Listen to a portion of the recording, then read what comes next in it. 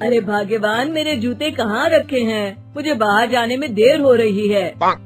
तभी मालती कमरे में आती है। ये रहे आपकी जूते। मैं इन्हें साफ करने के लिए ले गई थी। अरे वाह, तुम कितनी समझदार हो। मेरे बिना कुछ कहे ही सारे काम कर देती हो। तभी मालती झिझकते हुए रमेश से कहती है, सुनिए जी, आपसे एक बात कहूँ, बुरा तो नहीं मानेंगे ना? अरे नहीं नहीं, बेफिक्र होकर कहो। शादी से पहले मैं अपने मायके में नौकरी करती थी।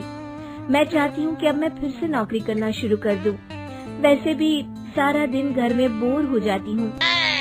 देखो मालती, तुम्हारे नौकरी करने से मुझे कोई ऐतराज नहीं है, लेकिन तुम्हें एक बात बता दूं, हमारे खानदान में आज तक कभी किसी औरत ने नौकरी नहीं की। फिर भी एक बार तुम माँ से पूछ कर देखो, अगर वो तुम्हें नौकरी करने की इजाजत दे देती है तो अच्छी बात है। रमेश वहाँ से चला जाता है। फिर उसी शाम मालती अपनी सास के पैर दबा रही होती है।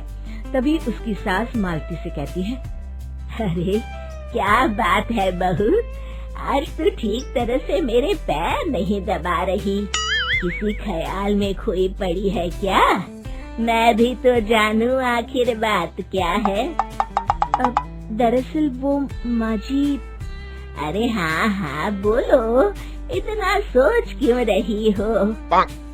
माँ जी, अगर आप बुरा न माने तो मैं नौकरी करना चाहती हूँ।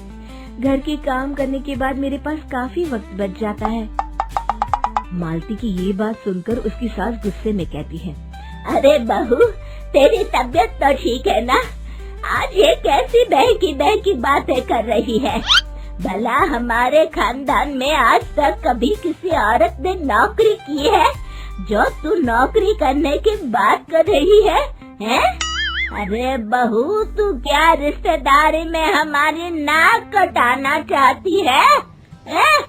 जितना जल्दी हो सके अपने दिमाग से नौकरी का भूत उतार दे, और अब जा, जल्दी से रसोई में जा, खाना बनाने का वक्त हो रहा है। मालती मन मार कर खाना पकाने के लिए रसोई घर में चली जाती है। अगले दिन, नमस्ते माँ जी, कैसी हैं आप? अरे आओ आओ दिवाकर बेटा, बैठो, मैं तुम्हारे लिए चाय मंगाती हूँ। बहू, जरा एक कप चाय तो लेती आना। फिर दिवाकर एक फाइल खोलकर मालती की सास के सामने रख देता है। ये देखिए माँ जी, ये है पिछले महीने का हिसाब और ये रहे मुनाफे के रुपए।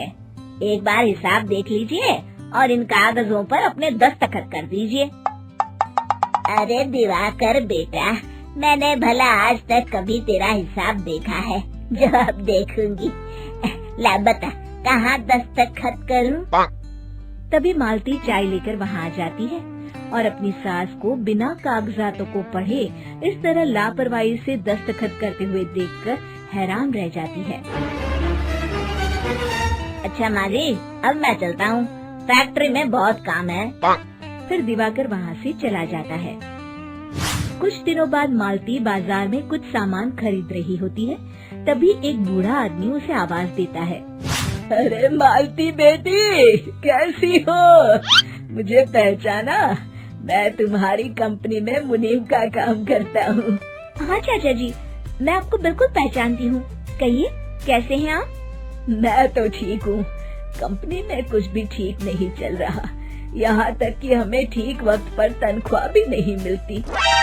ये आप क्या कह रहे हैं? अब क्या बताऊँ, आप लोग तो कभी हिसाब किताब देखने दफ्तर आते नहीं। मेरी मानो तो एक बार आप लोग दफ्तर आकर सारा हिसाब किताब देख लो, आपको असलियत पता चल जाएगी। अच्छा बेटी, अब मैं चलता हूँ, देर हो रही है। फिर वो बूढ़ा वहाँ से चला जाता है। वहीं दूसरी तरफ मालती घर पहुंचकर अपनी सास को सारी बात बताती है। तभी वहाँ रमेश भी आ जाता है, लेकिन मालती की सास मालती की किसी भी बात पर विश्वास नहीं करती। तभी रमेश कहता है, अरे माँ, बिना आग के कभी धुआं नहीं उठता। जब मालती इतना कह रही है तो हमें एक बार दफ्तर चलकर देख लेना चाहिए। वैसे भी हम लोग काफी दिन से अपने दफ्तर नहीं गए हैं। इस तरह किसी एक आदमी के भरोसे काम छोड़ना मुझे भी ठीक नहीं लगता। अगले दिन वे सभी अपने दफ्तर पहुंचते हैं और सीधे दिवाकर के कैबिन में जाते हैं। अचानक सबको एक साथ देखकर दिवाकर चौंक जाता है। अरे माँ जी, आप सब लोग अचानक यहाँ कैसे आ गए? अगर कुछ काम था तो मुझे एक फोन कर दिया होता, मैं आपके घर आ जाता। तभी मालती की सास कहती है, अरे दिवाकर बेटा, आज मैं हिसाब देखने दफ्तर आई हूँ। जरा मुझे पिछले 6 महीनों का हिसाब दिखाना तो बेटा। दिवाकर घबराते हुए हिसाब की फाइल मालती की सास को देता है। मालती की सास फाइल लेकर मालती को देती है और कहती है, ले बहू, देख ले हिसाब। मालती फाइल को बड़े गौर से देखती है और अगले ही पल उसे सारी गड़बड़ी समझ में आ जाती है। वो अपनी सास से कहती है, माँ जी, मुनीम चाचा बिल्कुल सही कह रहे थे। हमारी कंपनी में पिछले 6 महीनों में जितना मुनाफा हुआ है, हमें उसका आधा पैसा भी नहीं मिला। क्यों समझ लीजिए कि 1 रुपये में सिर्फ चवन्नी ही हमारे हाथों में आई है। मालती की बातें सुनकर मालती की सास गुस्से से दिवाकर को पूछती है, क्यों दिवाकर, मेरी बहू जो कह रही है वो सच है?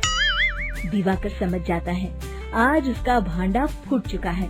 वो गिड़गिड़ाते हुए कहता है, मुझे माफ कर दीजिए माँ जी, मैं पैसों के लालच में अंधा हो गया था।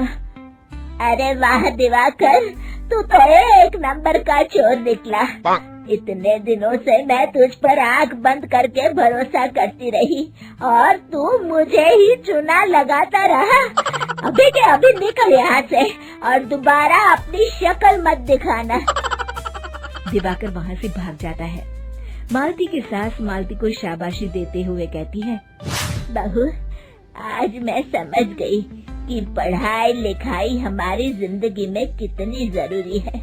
मैं बहुत किस्मत वाली हूँ जो मुझे तुझ जैसी बहू मिली है। शिक्षा, पढ़ाई लिखाई का इस्तेमाल सही जगह करके हम दुनिया में बहुत कुछ बदल सकते हैं।